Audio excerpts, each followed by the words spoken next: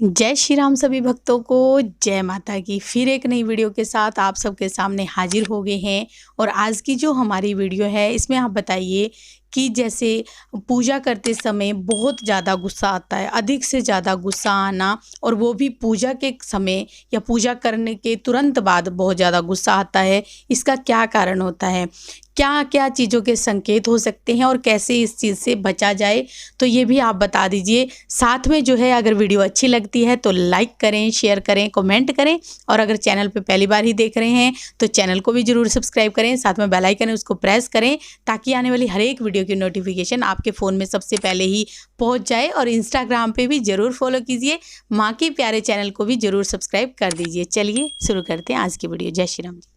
जय श्री राम, जय श्री बालाजी महाराज। बाबा की असीम कृपा आपके परिवार पर सदा बनी रहे और मेरी माई जगत जननी माँ भवानी अम्ब की कृपा आपके घर में अन्नपूर्ण रूप में वास करे। पूजा करते वक्त अधिक से ज़्यादा क्रोध उत्पन्न होना, पूजा के बाद भी क्रोध उत्पन्न होता है, इसके पीछे किस चीज़ों का हाथ हो सकता है, क्या कारण हो सकते हैं, किस कारण ऐसे कार्य हो रहा है हमारे साथ, और निरंतर ये कारण जो है कुछ समय से हो रहा है या कुछ लंबे समय से हो रहा है, ऐसा क्यों हो रहा है। तो आज इस सारे चैप्टर पर, इस विषय पर आपको बताया जाएगा कि क्या ये क्यों होता है। इसके पीछे कई चीज़ों का हाथ हो सकता है। सबसे पहला तो ये होता है कि जब हम पूजा करते हैं तो पूजा करते हैं तो उस समय हमारे घर के अंदर कई बारी जो इस प्रकार से नकारात्मक ऊर्जा जो होती है, पूजा करने से जो शक्ति, जैसे कि हमने कोई मंत्र का उच्चारण किया या कोई दिव्य पाठ का उच्चारण किया तो वो उजागर होती है। उसके उजागर होने से जो घर में नकारात्मक ऊर्जा रहती हैं उनकी शक्तियां जो होती हैं वो छीन होती हैं और उनका प्रभाव जो है कम होता है, तो उन्हें बर्दाश्त नहीं होता। जिसके कारण एक कारण ये भी हो सकता है घर में जब उसके बाद गुस्सा आ जाना। फिर वो चीज़ें क्या करती है, या तो घर की पत्नी के शरीर पर जाकर बोलती हैं, कोई ऐसी बात आपको घर में उठवा देती है जो आपको पूजा करते वक्त भी एकदम क्रोध उत्पन्न होने लग जाता है। आपकी बॉडी पर आपका खुद का नियंत्रण नहीं रहता। दूसरी बात ये होती है कि कई बार हम कोई ऐसी समय से पूजा कर रहे होते हैं, काफ़ी लंबे समय से पूजा कर रहे होते हैं, तो उस पूजा का हमें परिणाम जो है मिलने लग जाता है। हमारे ऊपर गुरु का हाथ नहीं होता, हम किसी गुरु के सानिध्य में नहीं होते, तो उसके कारण भी हमारी बॉडी के ऊपर इस प्रकार का प्रभाव उठने लग जाता है। मान लीजिए अगर कोई भक्त लगातार किसी भी मंत्र का जाप कर रहा है, क्योंकि मंत्रों में दिव्य शक्तियां जो है समाई हुई हैं, परमात्मा की जो कृपा है वो मंत्रों में विद्वान है। लगातार कोई भी मंत्र, जैसे कि कोई नमाण मंत्र का जाप कर रहा है, कोई हम हनुमते नमा का जाप कर रहा है, या कोई भी ऐसा मंत्र जो है शक्तिशाली मंत्र, कोई उस लगातार जाप कर रहे हो, जाप करते करते करते करते उसकी संख्या जो है अधिक से ज्यादा उत्पन्न होगी है। अब आपको ये पता नहीं है कि ये मंत्र कब चलेगा, कब काम करने लग गया है, कैसे इस मंत्र को नियंत्रण करना है, किस प्रकार से ये मंत्र के अंदर पर शक्ति प्रभावित होगी है और किस प्रकार से ये कार्य करेगा, आपको चलाना नहीं आता।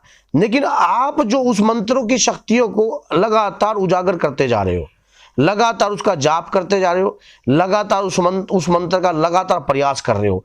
अब वो कई बारी जब वो शक्ति, जब आप उस पूजा करते हो और उसी मंत्रों का जाप करते हो, अचानक ही क्रोध उत्पन्न होने लग जाता है अंदर से, तो वो मंत्रों में शक्ति प्रभावित हो गई है, लेकिन आपको कई बार चलानी नहीं आ रही, क्योंकि आप किसी गुरु के सानिध्य में नहीं हो, आपके ऊपर किसी गुरु का आशीर्वाद नहीं है, या फिर कोई आपने या किसी को गुरु धारण कर इस मंत्र को सहारा नहीं पकड़ा।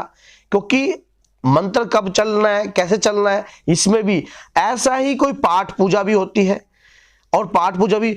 और तीसरा ये होता है कि अगर घर के अंदर कोई ऐसा पितृ है, शरीर पर आता है आपके, और वो उनका स्वभाव क्रोध के रूप में ही था, या कोई बाबा की भक्ति करता है या हनुमान जी की भक्ति करता है, हनुमान जी के भक्त को भी क्रोध उत्पन्न होते हैं, क्योंकि हनुमान जी के भक्त के शरीर के ऊपर भी क्रोध आता है एकदम। कई बार तेज धार शक्ति होती है शरीर के अंदर, तो वो भी क्रोध उत्पन्न करती है। ये नहीं है कि सारी चीजें नकारात्मक ही हो सकती हैं। तो उस शक्ति को शांत करने के लिए आपको सही सानिध्य की आवश्यकता होती है, सही जरूरत की आवश्यकता होती है।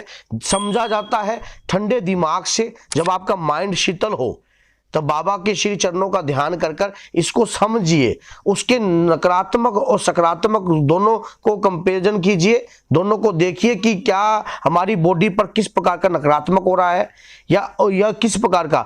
कई बार ऐसा होता है कि मान लीजिए अगर आपको गुस्सा आ रहा है तो आप इसको क्या पता संकट समझ रहे हो, और क्या पता वो दिव्य शक्ति, क्या पता कई बार शरीर के अंदर दिव्य ऊर्जा आ जाती है, उस ऊर्जा का प्रभाव भी उत्पन्न होता है। तो उस ऊर्जा के प्रभाव से हमारे माइंड के अंदर कई बार इस पर आ जाता है, यार मैं तो पूजा कर रहा हूं और पूजा करते वक्त मेरे अंदर इतना गुस्सा आ रहा है, तो क्या कोई मेरे शरीर को कोई नकारात्मक ऊर्जा ने तो नहीं पकड़ रखा है, जो खामखा पूजा करते वक्त इतना गुस्सा क्यों उत्पन्न हो रहा है। मान लो पूजा करते वक्त तो बिल्कुल माइंड शीतल होता है। कई बार हमारे मन में ऐसा होता है कि हम ये सोचते हैं कि पूजा करते वक्त तो हमारे मन में बल्कि सरलता होनी चाहिए, एकदम गुस्सा उग्र रूप क्यों हो जाता है। तो कई बार इस प्रकार की चीजें जो है हमारे शरीर के साथ हो सकती है। यही कार्य आपके साथ अगर हो रहा है तो ये इसमें से कौन सा कार्य आपके साथ हो रहा है कमेंट बॉक्स में जरूर लिखना, और अगर हो रहा है तो उसके लिए सही सानिध्य की आवश्यकता आपको है। अगर आप कोई दिव्य मंत्र का भी जाप कर रहे हो, लगातार जाप कर रहे हो, अब हनुमान चालीसा का जाप ही लगा लीजिए। आप लगातार हनुमान चालीसा का जाप करते जा रहे हो। हनुमान चालीसा तो स्वयं में एक सिद्ध मंत्र है। जब वो सिद्ध होने लग जाएगी, काम करने लग जाएगी, तब आपको वो चलानी नहीं आ रही।